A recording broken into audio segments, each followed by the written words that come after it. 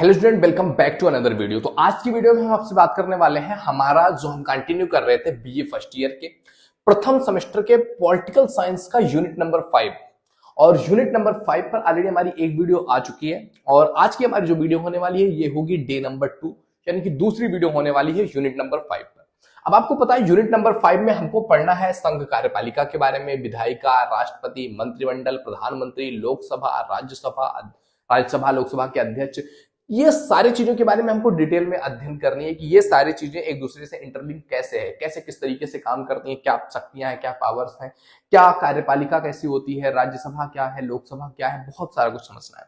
तो इससे पहली वाली वीडियो में डे नंबर 1 में हमने भारतीय राष्ट्रपति के बारे में समझा था कि भारत का राष्ट्रपति क्या है, उसके पावर्स क्या है, उसकी विधायी शक्तियां क्या है, कार्यपालिका की शक्तियां क्या है, उसका इंपॉर्टेंस क्या है, उसका चुनाव कैसे होता है, उसको उसके पद से हटाया कैसे जा सकता है, ये सारा कुछ हमने पिछली वीडियो में डिस्कस किया हुआ था। तो आज की वीडियो में हम बात करने वाले हैं भारतीय प्रधानमंत्री का, कि भारत का जो प्रधानमंत्री है आखिर वो क्या है, उसका मतलब क्या है, उसकी पावर्स क्या है, उसकी शक्तियां क्या है, उसको कैसे बनाया जाता है, उसको कैसे हटाया जा सकता है, ये सारी चीजों के बारे में आज हम डिस्कस करने वाले हैं। ओके, तो अगर हम बात करें भारत के प्रधानमंत्री के बारे में, तो भारतीय प्रधानमंत्री के बारे में आर्टिकल 74 के फर्स्ट में कहा गया है कि राष्ट्रपति को उसके कार्यों के संपादन में सहायता और परामर्श देने के लिए मंत्रिपरिषद होगी, जिसका प्रधान क्या होगा, कौन होगा, प्रधानमंत्री होगा। मतलब कहने का है कि जितनी भी चीजें राष्ट्रपति कर रहा है, जो भी चीजें राष्ट्रपति कर रहा है, राष्ट्रपति अपने पावर्स में से जो भी चीजें कर रहा है, तो उसके कार्यों के संपादन में सहायता देने के लिए, सजेशन देने के लिए मंत्रिपरिषद की जरूरत होती है। और मंत्रिपरिषद का क्या होता है, जो मुखिया है, हेड है, वो प्रधानमंत्री होता है। तो बेसिकली राष्ट्रपति जो भी करता है उसके लिए सलाह किससे लेता है, प्रधानमंत्री से लेता है, मंत्रिपरिषद से लेता है। तो अपने आप में प्रधानमंत्री की ये बहुत बड़ी पावर है कि हाँ, जो भी चीजें राष्ट्रपति को करनी है वो प्रधानमंत्री से पूछ करके ही करेगा। मतलब जो भी करवाना है प्रधानमंत्री को सलाह देगा और राष्ट्रपति उस पर काम कर रहा होगा। तो वास्तविक अगर बात किया जाए तो वास्तविक कार्यपालिका का अध्यक्ष जो है वो प्रधानमंत्री ही है। मतलब जो भी कार्य करना है, चाहे वो कार्यपालिका हो, विधायिका हो, न्यायपालिका हो, मतलब जिस भी फील्ड में हर जगह पर राष्ट्रपति एज ए ऑथेंटिक पर्सन है। बाकी जो कार्य है, जो रियल में कार्यपालिका है, उसका अध्यक्ष कौन है, प्रधानमंत्री है। अब अगर हम बात करें भारतीय प्रधानमंत्री की शक्तियों के बारे में कि भारत का जो प्रधानमंत्री है उसको कितनी पावर्स दिया गया है, कितनी शक्तियां दिया गया है और किन किन क्षेत्रों में उसकी शक्तियां बटी हुई है। तो सबसे पहले बात किया जाए, मंत्रिपरिषद के निर्माण में प्रधानमंत्री के पावर्स काफी है। मंत्रियों का जो परिषद होता है उसके निर्माण में प्रधानमंत्री बहुत अहम भूमिका निभाता है। राष्ट्रपति प्रधानमंत्री का चुनाव करता है कि कौन प्रधानमंत्री बन रहा है, उसका चुनाव कौन कर रहा है, राष्ट्रपति। और उसके बाद मंत्रिपरिषद का चुनाव जो है वो राष्ट्रपति किसकी सलाह पे करेगा, प्रधानमंत्री की सलाह पे करेगा कि किसको किसको मंत्रिपरिषद में चूज करना है, कौन सा ऐसा जो ये चुन करके एमपीज आए हैं इनमें से कौन सा ऐसा पर्सन है जिसको जो है मंत्रिपरिषद में जगह दिया जाए। तो ये चुनाव जो है वो राष्ट्रपति द्वारा किया जाएगा, लेकिन प्रधानमंत्री की सलाह पर किया जाएगा। तो मंत्रिपरिषद के बारे में कहा जाता है कि मंत्रिपरिषद का जीना, मरना, मृत्यु, जीवन सब कुछ प्रधानमंत्री पर ही आधारित है। प्रधानमंत्री का होना ही सब कुछ है।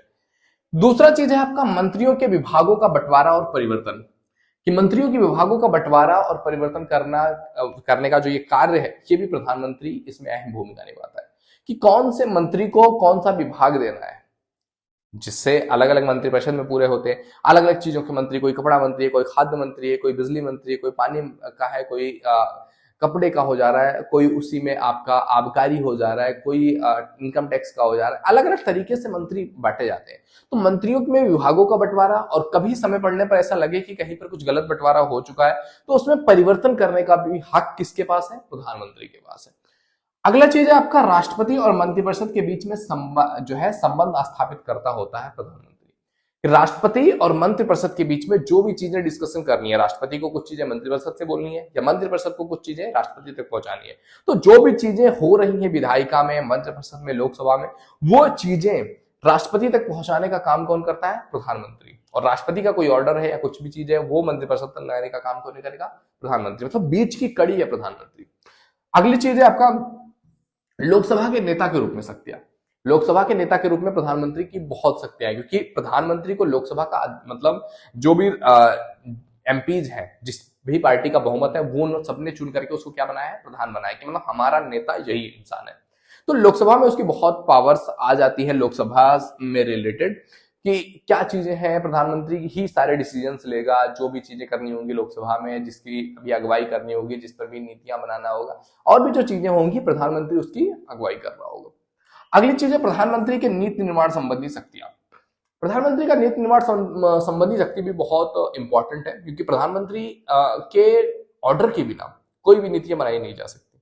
जब कोई भी नीति बनाई जाएगी तो उसमें प्रधानमंत्री की सहमति होना जरूरी है, क्योंकि अगर प्रधानमंत्री सहमत नहीं है ना तो आप बहुमत लाओगे कहां से? क्योंकि प्रधानमंत्री कौन होता है?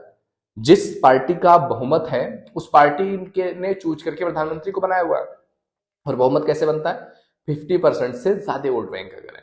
तो अगर प्रधानमंत्री ही नहीं आ रहा है तो आपका आधे से ज्यादा वोट बैंक तो आ ही नहीं रहा है ना। तो प्रधानमंत्री के ऑर्डर, प्रधानमंत्री की इच्छा के बिना कोई नीतियां नहीं बनाई जा सकती। हर एक नीति के पीछे, चाहे वो बजट पास किया जा रहा हो या वैसी नीतियां पास की जा रही हो, संविधान संशोधन हो रहा हो, तो उसमें प्रधानमंत्री की अहम भूमिका होती है।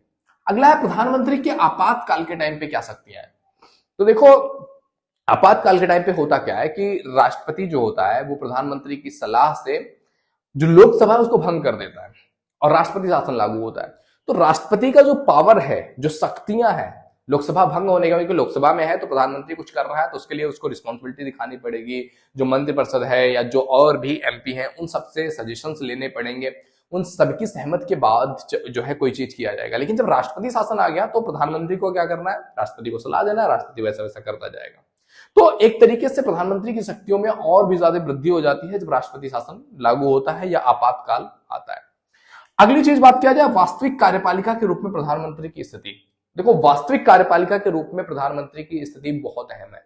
वास्तविक रूप से कार्यपालिका में हर एक कार्य प्रधानमंत्री के ऑर्डर पर ही किए जा रहे होते हैं। प्रधानमंत्री ही वास्तव में कार्यपालिका का अध्यक्ष है। वास्तव में जो कार्यपालिका होती है, जो भी चीजें हो रही हैं, बजट पास किया जा रहा हो या जो भी विधायिका, कार्यपालिका, हर एक चीज का जो मुखिया है मेन रूप से, वास्तविक रूप से, वो प्रधानमंत्री ही है।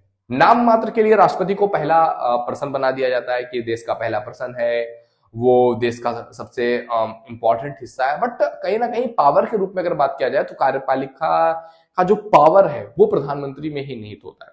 और प्रधानमंत्री की जो पावर्स है ना, ये कहा गया है कि प्रधानमंत्री की पावर्स डिसाइड करती है प्रधानमंत्री के ऊपर कि वो अपने आप को कितना पावरफुल बना रहा है, और उसके जो मंत्री परिषद है या मंत्री हैं वो उसको बनने दे रहे हैं। प्रधानमंत्री उतना ही अहम हो जाता है।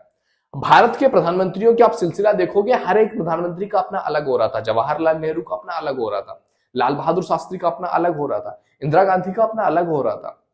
और उसके बाद आप धीरे धीरे देखोगे, बढ़ते हुए आएंगे, मनमोहन सिंह को देख लो, उनका अपना अलग हो रहा था। अटल बिहारी वाजपेयी का अपना अलग हो रहा था।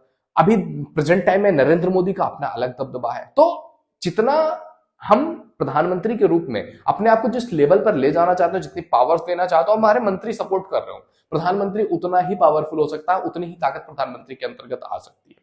उसकी कोई लिमिटेशंस नहीं है। अब आगे बात किया जाए अगर प्रधानमंत्री के चुनाव के बारे में, ये तो पावर्स के बारे में हमने बात कर लिया, चुनाव कैसे होता है। तो प्रधानमंत्री का चुनाव जो होता है वो प्रत्यक्ष रूप से होता है, यानी कि ऐसा नहीं है कि अप्रत्यक्ष रूप से जैसे राष्ट्रपति को चूज कर लिया जाता है वैसे प्रधानमंत्री को चूज कर लिया जाए। प्रधानमंत्री का चुनाव जो है प्रत्यक्ष रूप से होता है, यानी कि हम अपने इलाके के मेंबर ऑफ पार्लियामेंट एमपी को वोट देते हैं, सांसद को वोट देते हैं, और वो सांसद किसी ना किसी पार्टी से रिलेट कर रहा होता है। तो वो सांसद जो है वो जाते हैं संसद में, और उसके बाद वो या तो जिस पार्टी के सांसद सबसे ज्यादा हैं उनकी सरकार बन जाएगी, या अगर बहुमत नहीं है तो जो लोग एक पार्टी को सपोर्ट कर देंगे कि हाँ हम इनकी तरफ सपोर्ट कर रहे हैं, उस पार्टी का जो नेता होगा वो प्रधानमंत्री बन जाएगा। ओके, तो ये इस तरीके से काम करता है। और प्रधानमंत्री को हटाना हो तो वही जो सपोर्ट है वो सारे एमपी अपना सपोर्ट खींच ले, सरकार गिर जाती है। तो इस तरीके से चुनाव और लोकसभा को भंग किया जाता है। तो ये था हमारा आज का वीडियो, जिसमें हमने प्रधानमंत्री के बारे में बात किया कि भारत का प्रधानमंत्री कौन होता है, भारत के प्रधानमंत्री के पावर्स क्या है, इसका चुनाव कैसे होता है, इसको हटाया कैसे जा सकता है। तो ये सारे टॉपिक्स आज की इस वीडियो में हमने कवर किया। तो आई होप ये वीडियो तुम्हें पसंद आया होगा। वीडियो पसंद आए तो लाइक जरूर कीजिए। पहली बार चैनल पे आओ तो please visit the channel. If you think it is valuable तो आप सब्सक्राइब कर सकते हैं, एंड आने वाली वीडियो का नोटिफिकेशन पाने के लिए बेल आइकन जरूर हिट कर दीजिएगा। ओके मेरे दोस्त, तो मिलते हैं आपसे अगले वीडियो में। तब तक के लिए जय हिंद, जय भारत, थैंक यू।